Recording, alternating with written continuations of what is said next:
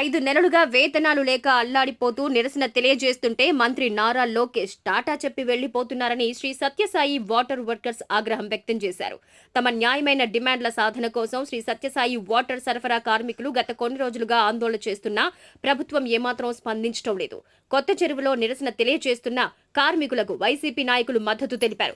కొత్త చెరువు మండల కన్వీనర్ శ్యామ్ సుందర్ రెడ్డి, ఎంపీపీ గాయత్రి రెడ్డప్పరెడ్డి, ఇతర ముఖ్య నాయకులు పాల్గొన్నారు. ఈ సందర్భంగా వారు మాట్లాడుతూ మంత్రి లోకేష్ దీక్ష శిబిరం మీదుగా వెళ్తూ కనీస వాహనాలు నిలిపి వారికి ఒక్క హామీ ఇచ్చిన పాపాన పోలేదన్నారు. ఎన్నికల ముందు మీకు న్యాయం చేస్తామని, భవిష్యత్తులో ఇబ్బందులు లేకుండా చేస్తామని హామీ ఇచ్చారన్నారు. అయితే ఇప్పుడు 5 నెలలుగా వేతనాలు రాకున్నా పట్టించుకోలేదన్నారు. మరోవైపు కార్మికులు మాట్లాడుతూ నారా లోకేష్ దృష్టికి సమస్యను తీసుకువెళ్తే ఫోటో దిగండి వెళ్ళండి అంటూ హేళన చేస్తున్నారన్నారు. అసలు ప్రజా సమస్యల పట్ల మీకున్న చిత్తశుద్ధి ఇదేనా అని నిలదీశారు. మా బాధలు పట్టించుకొని ఈ కూటమి ప్రభుత్వాన్ని చూస్తుంటే మా జీతం చూస్తుంటే మాకు 6 నెలల బకాయి జీతాలు ఇచ్చేంత వరకు మాకు చూడు మన మండే చూడని చూడు కార్మికుల ఐక్యత. 2023 సంవత్సరంలో యువగలం పాదయాత్ర ఓడిసీలోకి వచ్చినప్పుడు ఇదే కార్మికులు నిరసన కార్యక్రమం అప్పుడు ఉంటే మీకు నేను కూటమి ప్రభుత్వం వచ్చిన తర్వాత ఉద్యోగ భద్రత కల్పిస్తాం, మా సత్యసాయి వాటర్ ప్రాజెక్ట్ వచ్చి మా డ్రీమ్ ప్రాజెక్టు, ఖచ్చితంగా మీకు ఉద్యోగ భద్రత కల్పించి జీతాలు పెంచి మీకు అన్ని సౌకర్యాలు కలుగజేస్తామని మాట ఇచ్చిపోయినారు. అది రికార్డెడ్గా ఈరోజు కూడా ఉంది. అయితే నిన్నటి రోజు ఇదే శిబిరం ముందర ఇటే నారా లోకేష్ గారు ఇటే వైపు వెళ్తూ ఈ కార్మికులకు కేవలం చేతులు ఊపుతూ వెళ్ళిపోయినారు. అంటే ఎంత నిర్లక్ష్య వైఖరి ఈ కూటమి ప్రభుత్వానికి కానీ వీరికి కానీ. అంతేకాకుండా ఈ పల్లె రఘునాథ్ రెడ్డి గారు కూడా రోజుకు 2 సార్లు పల్లె సింధురారెడ్డి గారు ఇదే రూట్లో పోతా ఉంటారు. ఒక్కరోజు కూడా కనీసం ఇంతమంది కార్మికులు 500 కుటుంబాలు అంటే దాదాపు లెక్కేసుకుని కూడా కనీసం అంటే 2000 మంది, మీ రాజకీయాల ప్రకారమైన కూడా 2000 మంది ఓటర్లు ఉంటారు. 2000 మంది ఓటర్లు ఉండే వాళ్ళను కూడా మీరు నిర్లక్ష్యం వేసి కనీసం పరామర్శించలేదంటే మీకు ఎంత అహంభావం. అదే కాకుండా వారు చిన్న ఉద్యోగస్తులు, వాళ్ళకి వేరే అవకాశాలు లేవు. వేరే ఉద్యోగస్తులు రకరకాల అవకాశాలతో వాళ్ళు జీవనాధారం గడుపుకునే పరిస్థితి. 6 నెలలుగా వాళ్ళకి జీతాలు లేకపోతే వాళ్ళ సంసారాలు వాళ్ళ జీవితాలు ఏవైతాయి. కాబట్టి వీరి యొక్క బాధను గమనించి మేము కూడా మా పార్టీ తరఫున భవిష్యత్తులో కూడా ఏ ఉద్యమానికైనా వాళ్ళు చేసినప్పుడు వాళ్ళు వెనకంటే మేము ఉంటాం. మా భార్య పిల్లలంతా గ్రామాల్లో ఇళ్ళలో పస్తులు ఉన్నారు. మేమైతే ఇట్లా రోడ్డు మీదకి వచ్చి రోడ్లో పస్తులు ఉంటున్నాం. ఎండకు అంతా చేసుకుంటా ఇట్లా ఈ రకంగా చేస్తున్నాం. మాకు మద్దతు ఇచ్చిన వైఎస్ఆర్ కాంగ్రెస్ వారికి కూడా ధన్యవాదాలు తెలుపుకుంటున్నాం. అయ్యా, మేము చంద్రబాబు గారికి ఒకటే చెప్తున్నాం, మేము 5 నెలలు పని చేసి కూలి కోసం మిమ్మల్ని అడుగుతున్నాం.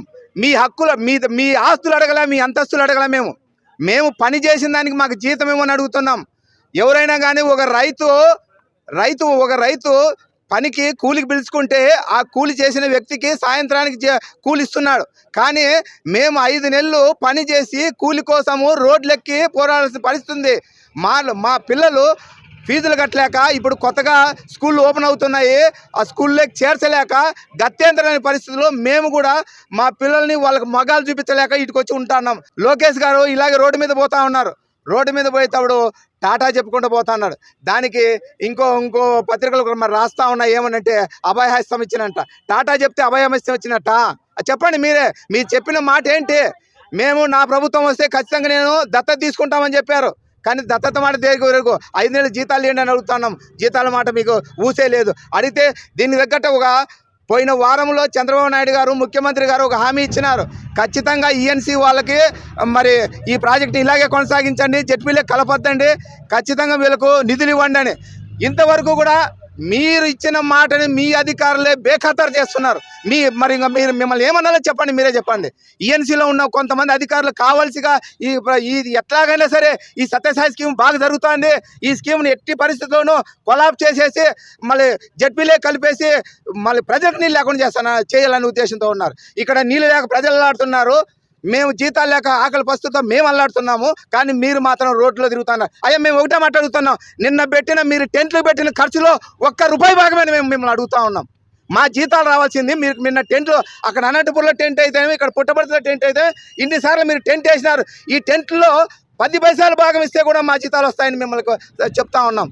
మీకు అది కూడా లేదు. మళ్ళా తర్వాత అక్కడికి వెళ్ళాం, కాళ్ళు గడుగులు పట్టుకొని ఎవరినో పోలీసులను వాళ్ళని వీళ్ళు పట్టుకొని పోయి అక్కడ పోయి లోకేష్ గారితో 4 మాటలు చెప్పుకుందామంటే ఆ అవకాశం మాకు కురివేలేదు.